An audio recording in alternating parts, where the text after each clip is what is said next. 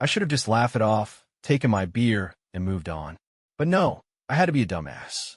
A cocky, half-drunk dumbass who thought it'd be hilarious to put on a fake British accent for the night.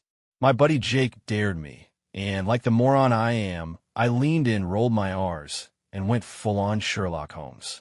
"Oi, mate, fancy a pint," I'd said, puffing out my chest like a goddamn cartoon character. And that's when everything went sideways. The moment the words left my mouth, heads turned. Girls, actual, attractive women, were suddenly interested. Not in me, no. In the charming, worldly, mysterious British guy who had magically materialized at this shitty house party in the middle of Chicago. And Sophia? She was the one who bit first. She had these dark, knowing eyes, the kind that could see right through you, and lips that curled at the edges like she was always in on some inside joke. "You're British?" she asked, tilting her head like a cat that had just spotted its next meal. And because I'm a goddamn idiot, I doubled down. "Oh, love," I said, throwing in a smirk for good measure. "Born and raised in London. Let me tell you something.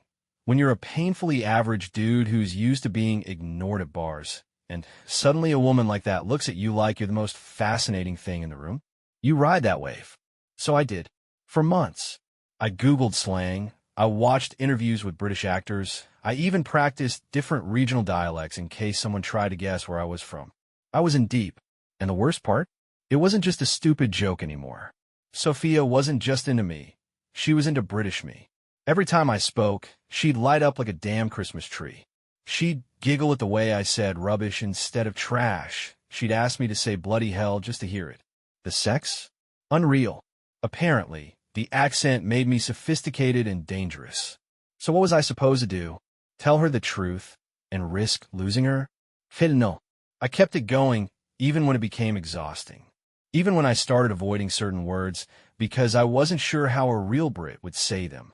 Even when I had a fake confusion when she referenced childhood American pop culture, I obviously knew. It happened. We were at a coffee shop, just a lazy Sunday morning, and she asked me something about my mom back home. And I, completely off guard, still half asleep, muttered, "Oh yeah, my mom always used to say that. Mom, mom, not mom, not me mom, just mom." Sophia froze. I could feel the moment it registered. The shift. Her fingers went still around her coffee cup, her head tilted ever so slightly. Those sharp, dark eyes locked onto mine. I braced for impact, for the accusations, the anger, the disgust.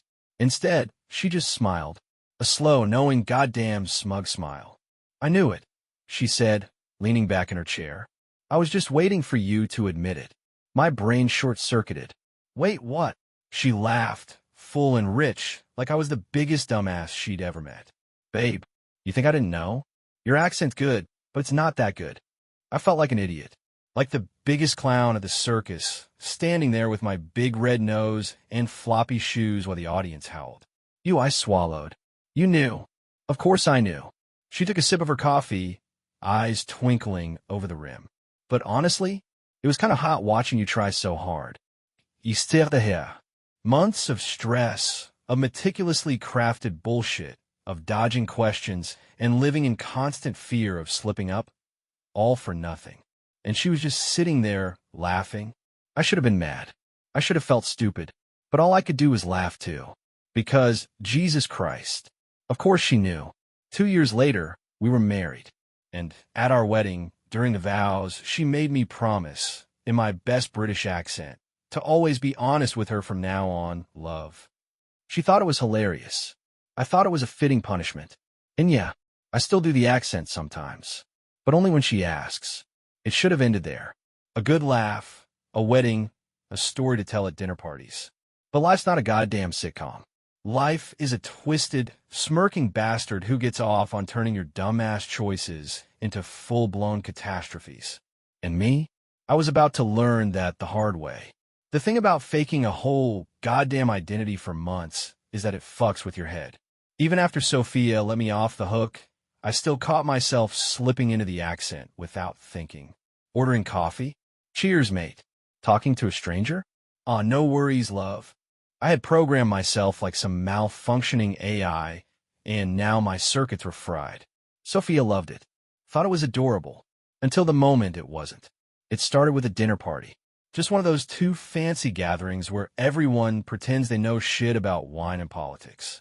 Sophia's friend, Jenna, horrible person, by the way, the type who corrects people's grammar mid-sentence, was talking about her summer abroad in London.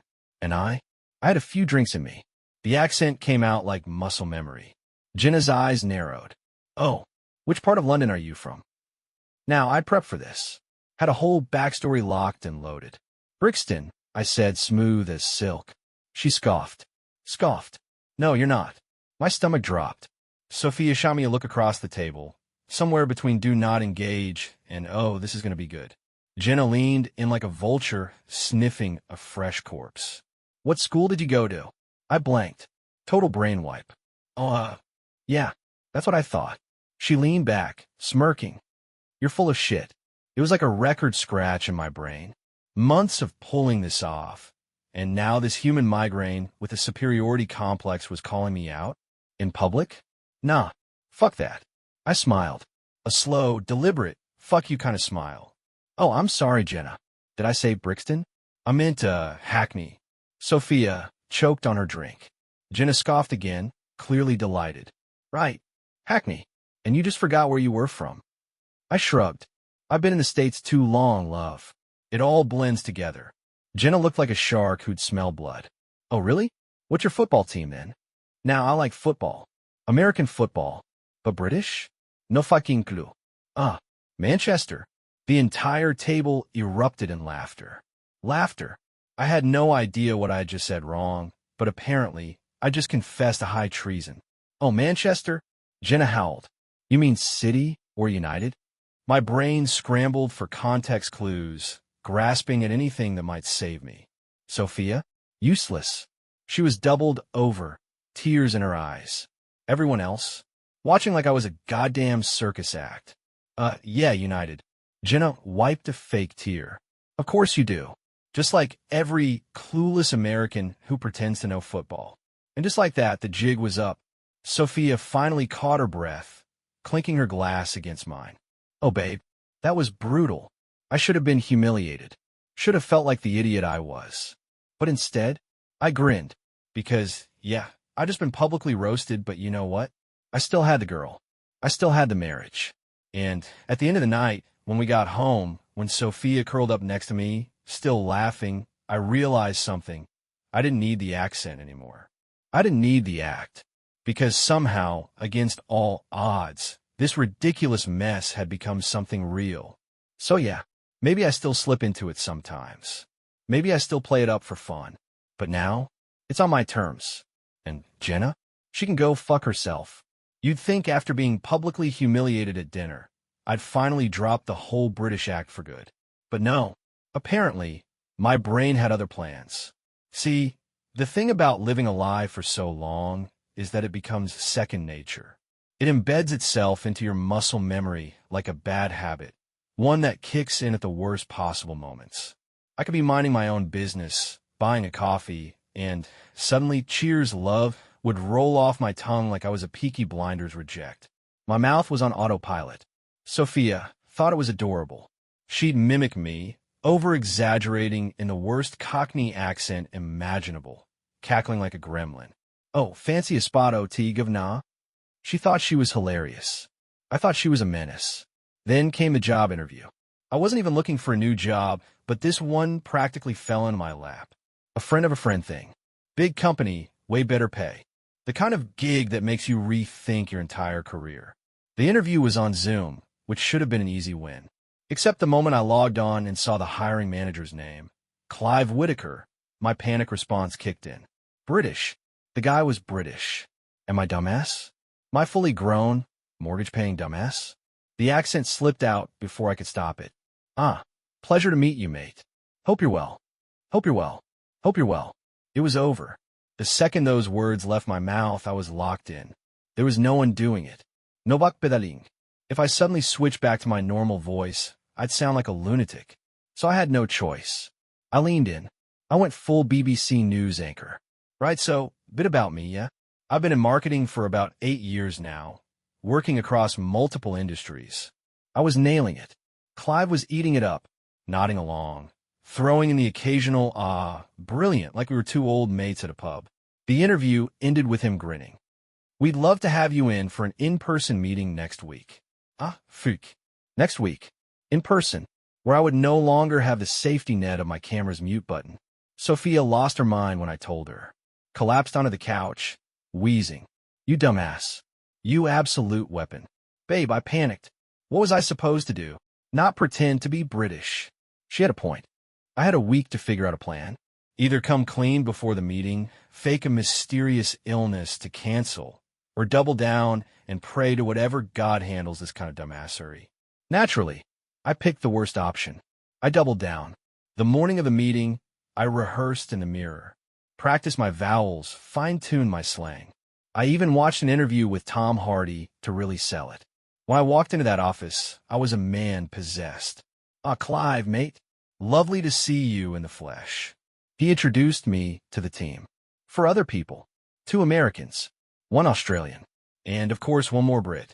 Fantastic. They asked me questions. I answered like I was about to host the goddamn Great British Bake Off.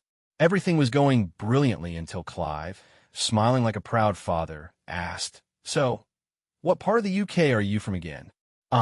That. I had options. I could lie, pull a random city out of my ass. But that was risky. What if one of them was actually from there? I could fake a coughing fit by myself time. Or, and this was clearly my brain's top pick, I could panic. So I panicked. Silence. Too much silence. North. North. That's all I managed to say. North. Like some medieval peasant describing the wildlands. Clive's brow furrowed. North where? My mouth moved before my brain did. Manchester. The other Brit, a sharp-eyed woman in the corner, squinted. Oh yeah? Which part? Fuck. My brain was melting. Bit near the, stadium. Her eyes lit up. Oh, you mean you're Old Trafford? You a United fan, then? I was back in Jenna's dining room. Back in hell. Oh, absolutely. Love United. Always have. Who's your favorite player? She wasn't letting it go. She was hunting me for sport. Oh, Beckham. Silence. Clive gave me a look. Beckham? From 20 years ago. The room was dead quiet. Then, slowly, the Australian guy grinned. Wait a minute. You're not actually British, are you? Game. Over. Clive's smile didn't fade, but it changed. Like he was enjoying this way too much. Well, this is interesting. I had 2 options. Run or own it. So I owned it. I exhaled, put my hands up. All right, fine. You got me. I'm not British. Silence. Then, to my surprise, Clive laughed. Hard. That, he said, wiping his eyes, was the best commitment to bullshit I have ever seen. The entire room erupted. The Brit woman was howling. The Australian guy actually high-fived me. Clive shook his head, still chuckling. Honestly, I respect it. Takes serious guts to double down that hard. I blinked. So, I'm not fired. Fired? Mate, if anything, I want to hire you more. Anyone who can lie that well under pressure belongs in marketing. And just like that, I got the job. I got the goddamn job. Sophia nearly passed out when I told her. You lied your way into a new career. I improvised, babe. She cackled, climbing into my lap, shaking her head. Jesus Christ.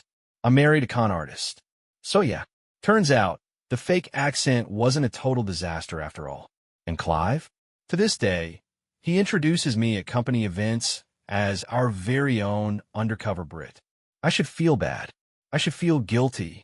But honestly, I just feel legendary. I should have quit while I was ahead. Should have taken my accidental career win and let the whole damn British act die a peaceful death. But no, I had to push my luck.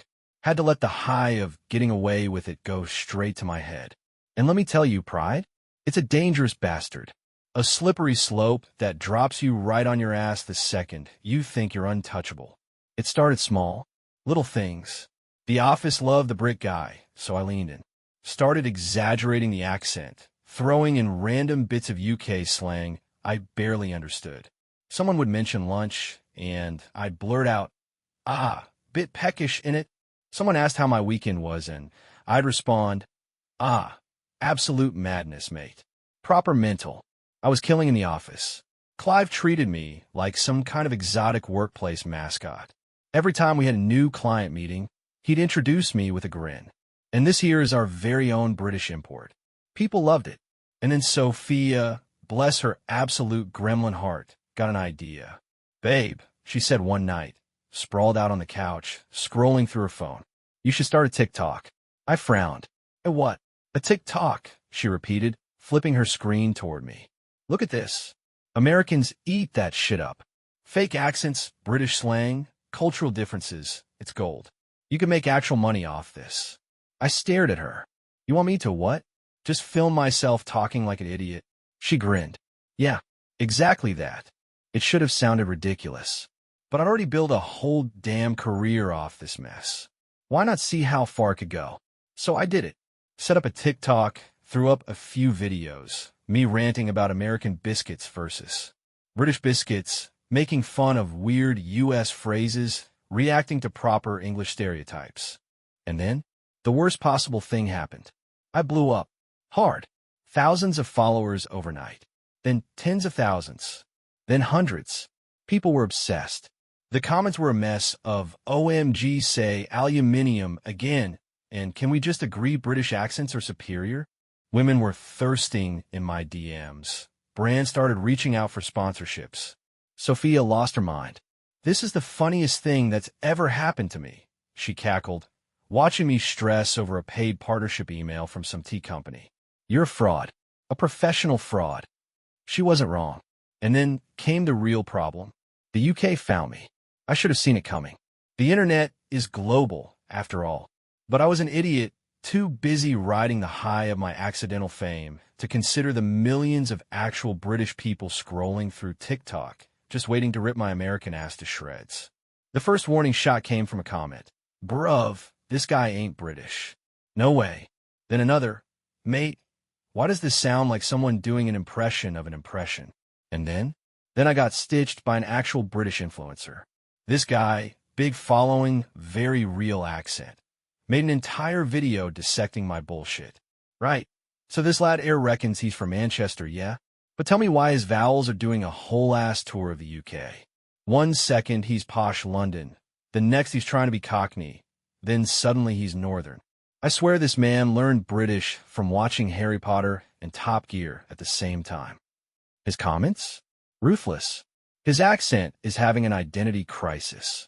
Tell me you're American without telling me you're American. I knew something was off. The math wasn't mathing. Just like that, the tide turned. Hard. Overnight, my comment section was a war zone. The Brits smelled blood, and they wanted me dead. Every video was getting picked apart, every weird pronunciation getting mocked, every slip-up turned into content for actual British creators. Sophia was thriving. "Oh my God, you got ratioed. This is amazing." She showed me a TikTok where some British guy had done a full breakdown of my fake slang, pausing to laugh hysterically every time I said something wrong. "Babe, do something." I groaned, scrolling through the chaos. Damage control. She wiped a tear. "What am I supposed to do? Tell them you're actually British? You got caught." This is so much better than I ever could have imagined. I had two options, confess or double down. Obviously, I doubled down. I made a video, all serious, all wide-eyed, saying I was devastated by the accusations, that I'd lived in the States for so long my accent had naturally shifted, that I was heartbroken my fellow Brits didn't accept me anymore. The internet ate that shit up. The Americans rushed to defend me. "OMG, we love you. Don't listen to them. They're just jealous you have more followers." The Brits? Double their attacks. This is the worst gaslighting I've ever seen. "Nah, mate, just admit it. We can hear the fraudulence." At this point, I respect the commitment. But you are not one of us. It became a thing. There were debates. People making reaction videos. Some weird conspiracy theory that I was a deep-cover American agent infiltrating British culture. I was everywhere, and it was exhausting. Finally, Sophia sat me down. "Babe, be honest. Do you even want to keep this going? Or are you just stuck because it's too late to quit?" That was the real question, wasn't it? The one I hadn't let myself ask. Did I even want this anymore? I sighed. I just don't want to let go of something that worked, you know? I never thought I'd be interesting enough for people to care. And then I had this thing, and it made me someone. Sophia softened. Babe, you're someone, even without the accent. I rubbed my face. I just don't know how to end it. She grinned. Go out with a bang. So I did. I made one final video. I sat down, serious as hell. All right, mates. Time to come clean. I took a deep breath. I am not British. I paused. Let the suspense build. Then, I am, in fact, Australian. Cut to black. The internet lost its goddamn mind. And me? I deleted TikTok, took Sophia out for a drink, and finally, let the whole ridiculous mess go. No more fake accents. No more pretending. Just me and my wife, and the best fucking joke I ever told.